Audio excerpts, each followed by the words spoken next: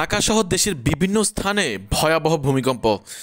রাজধানীর বংশালে শক্তিশালী ভূমিকম্পের পর একটি ভবনের রেলিং ধসে পড়ে ৩ জনের মৃত্যু হয়েছে। সকাল 10:38 5.5 মাত্রার এই ভূমিকম্পে ঢাকাসহ দেশের বিভিন্ন অঞ্চল কেঁপে ওঠে। কেন্দ্রস্থল ছিল নরসিংদীর ঘোড়াশাল এলাকায়। শক্তিশালী ভূমিকম্পের পর রাজধানীর বংশালে একটি ভবনের রেলিং ধসে পড়ে ৩ জনের মৃত্যু হয়েছে।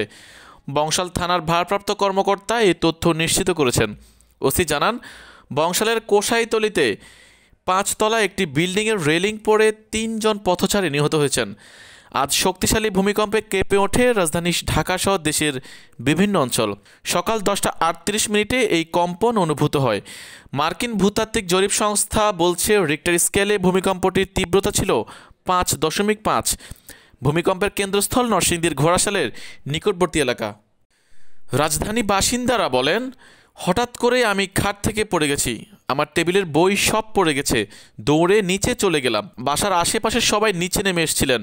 মানুষ খুবই উদ্বিগ্ন হয়ে পড়লেন। তাৎক্ষণিকভাবে কোনো ক্ষতির পরিমাণ ও হতাহত সম্পর্কে কোনো তথ্য জানা যায়নি। ভূমিকম্পের সময় ঢাকার বিভিন্ন এলাকায় অনেকেই আতঙ্কে ঘর থেকে রাস্তায় বেরিয়ে আসেন। ভূমিকম্পটি কয়েক সেকেন্ড স্থায়ী ছিল। পার্শ্ববর্তী দেশ ভারতেও এই ভূমিকম্প অনুভূত হয়। এনডিটিভির খবরে বলা হয়, ভারতের পশ্চিমবঙ্গের কলকাতা সহ আশেপাশের এলাকায় ভূমিকম্পটি অনুভূত হয়।